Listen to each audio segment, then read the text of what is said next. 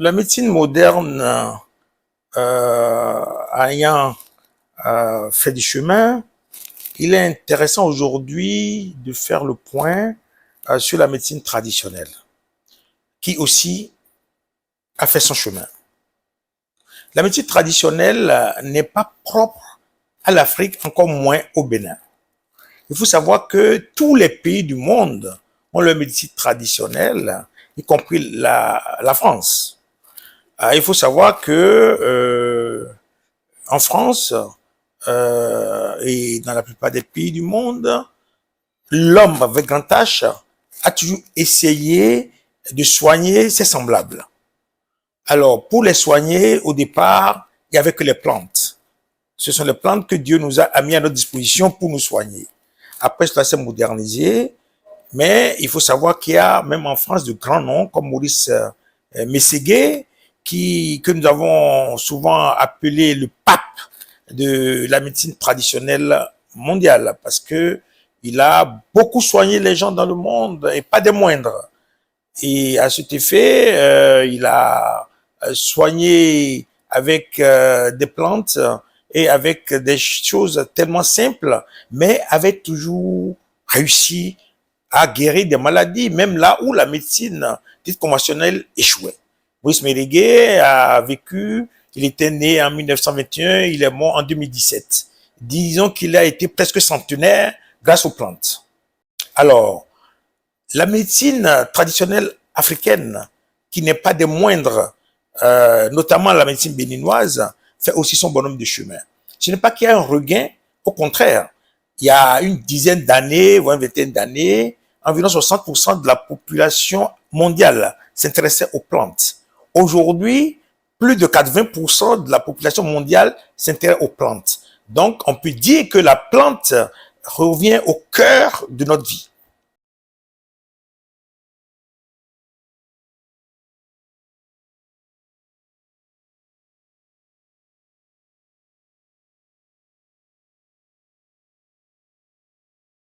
On ne peut pas dire que ce n'est pas accepté puisque 80%, je vous dis, de la population mondiale s'intéresse aux plantes. C'est accepté, sauf qu'il y a beaucoup de prises de parole contre les plantes, soit disant que les plantes bloquent les reins, soit disant que les plantes créent des problèmes, ce qui est complètement faux. Je me suis en faux contre cela, dans la mesure où on sait aujourd'hui ce qui provoque les problèmes de reins, on le sait de plus en plus, mais les plantes n'ont jamais posé de problème à quelqu'un. La preuve, on continue toujours de les utiliser.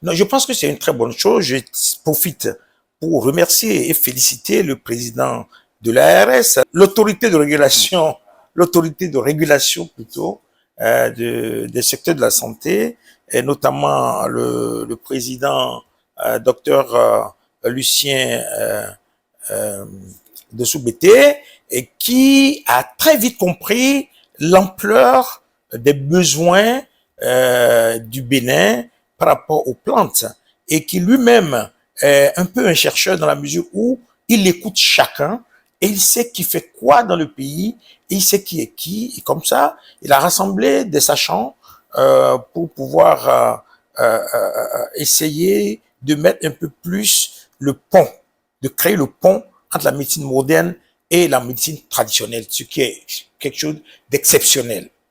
Ce qui a été déjà fait par ailleurs en Inde, en Chine, euh, euh, en Afrique du Sud, au Brésil et aussi en Corée du Sud.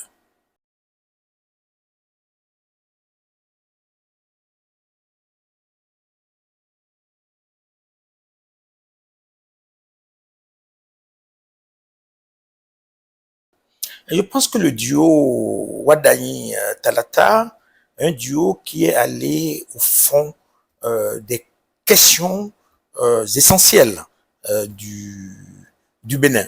Je pense que c'est le président euh, Wadani qui a présenté ce projet-là, et qui nous a sorti de son chapeau de, de, de, de, de grands connaisseurs et surtout de sachants l'importance de recadrer la médecine traditionnelle béninoise.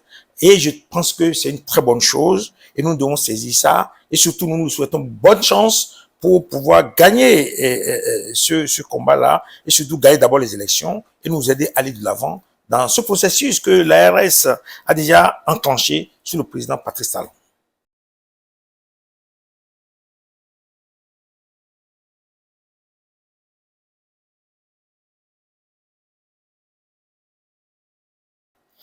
Nous avons souvent dit que sans volonté politique, rien n'est possible nulle part dans le monde. Et par la volonté politique du président Patrice Talon, nous avons réussi à faire du nettoyage dans le secteur des faux médicaments. Et pendant des décennies, on s'est battu, on n'a pas pu avoir ça. Donc, dès que le président Patrice Talon est arrivé, nous lui avons soumis le projet, il a accompagné ça de fond en comble. J'étais alors président du Conseil de l'ordre des pharmaciens du Bénin.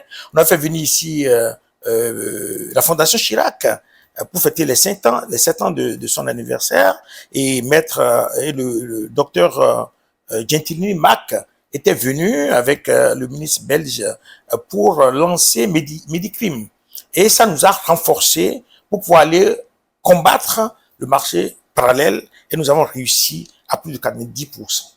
Donc je pense que c'est la volonté politique qui va nous permettre aussi au niveau de la médecine traditionnelle d'aller de l'avant. Cette volonté politique existe ailleurs, comme en Inde, comme en Chine, où ils arrivent même à avoir un ministre de la médecine traditionnelle. Ça a fait avancer les choses. J'étais au second sommet de la médecine traditionnelle en Inde. Et on s'est rendu compte que beaucoup de pays ont vu qu'il faut essayer de dissocier la médecine moderne de la médecine traditionnelle d'abord, avant de faire le pont. Sinon, la médecine traditionnelle est toujours considérée comme la dernière roue du carrosse. Et les ministres de santé, ils n'y accordent pas beaucoup d'intérêt. Il faut semblant de s'intéresser à la chose, mais en réalité, je sais qu'ils ont des pesanteurs. Je sais qu'ils ont des difficultés à faire la cohésion entre la médecine moderne et la médecine traditionnelle. Donc, je pense que l'autorité de régulation du secteur de la santé a vu juste et est en train de nous pousser vers le bon bout.